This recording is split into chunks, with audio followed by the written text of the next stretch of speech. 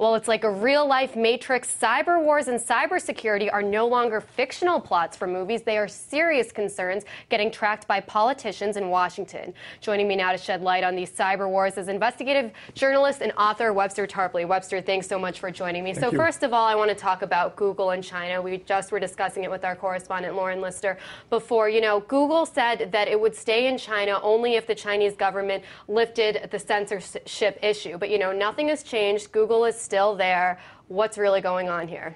We have to admire the virtuosity of House Foreign Relations Committee under Howie Berman, because last week they were able to decide an issue in the history of the Ottoman Empire, and this week they're back legislating the proper internet policy for China. I think it's clear Google will have to obey Chinese law or they'll be out. Microsoft is already signaling that they are much more anxious to stay than Google. And when we say Google, we should realize that they're now in a cartel with the National Security Agency, the NSA, and therefore are functioning as an arm of the U.S. intelligence community. The U.S. is trying to go to the WTO, the World Trade Organization, with a complaint against China.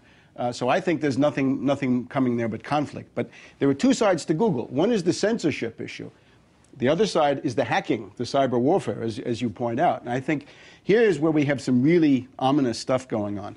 Here in the U.S., we've had a buildup now over months, going back to a statement by Obama last May, where he said that his website had been hacked during the campaign. So he was a victim of these things. So there's been a buildup on it.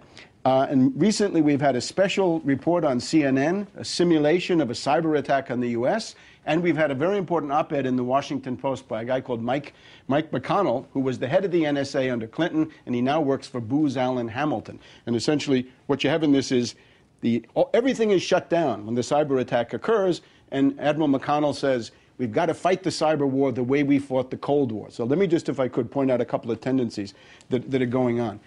One of the things that's happening here is a vast exaggeration of what you can do with a computer, right? It seems to be they want you to believe you can shut down power plants, you can blow up nuclear reactors, you can stop trains and planes from taking off. There are no really recorded cases of this. You have people hacking into banks and things like this, but not anything more. It's the CIA and the Wall Street Journal that want you to think that there are these threats. So it sounds a little bit like Saddam can strike London in 45 minutes or something like that. The other thing we're doing is taking the language and the logic of the Cold War, and indeed of nuclear confrontation, and bringing that into this new cyber field. So we're talking about deterrence, retaliation, first strike, all of this stuff that we thought we were rid of. So why then would there be this exaggeration? You know, in the recent article that I pointed out just a few minutes ago in the London Times, NATO diplomats were saying there is a cyber war going on between China and the United States, and you seem to say that maybe this is just the ongoing finger pointing that's happening between China and the U.S. I mean, what's really happening here? It's you think there is more. It's much more ominous because it's the preparation for a whole new field of conflict on the part of people whose interest is conflict. They make money off of it. They've made their careers off of it. It also is their ideology. With cyber warfare, you get a whole new cast of enemies. In the CNN simulation, bin Laden, al-Qaeda came up, and they were essentially scorned. They said, oh, they can't do it. Those guys live in caves. So who can do it? CNN says Russia, China, Sudan. So now you're playing in a much bigger league than just the Middle East. The other thing is, suppose you have a digital Pearl Harbor or 9/11 or something that's being sold as that. I think you get into an issue which I would call virtual flag terrorism. In other words, false flag terrorism, provocations take place, they're blamed on somebody. In the area of virtual flag terrorism, something happens, you can blame anything on anybody.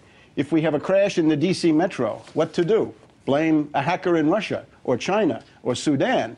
And who in the world is going to be able to say no? Especially when we have these groups like Net Witness, which seems to be the watchdog of this, which is itself an arm of the CIA and the U.S. intelligence community. So it looks to me like we're heading into an area. Plus, you can also put provocateurs on somebody's territory, I mean physical provocateurs, and they do it. Or you have a botnet, you have Trojans that are controlling computers in some other country, and you blame them. So location and attribution are not the same thing, but some people would say, no, location is attribution. We make no distinction. Let's attack. Webster, I want to thank you so much for joining me. And we're certainly venturing into different turf now with these cyber war attacks.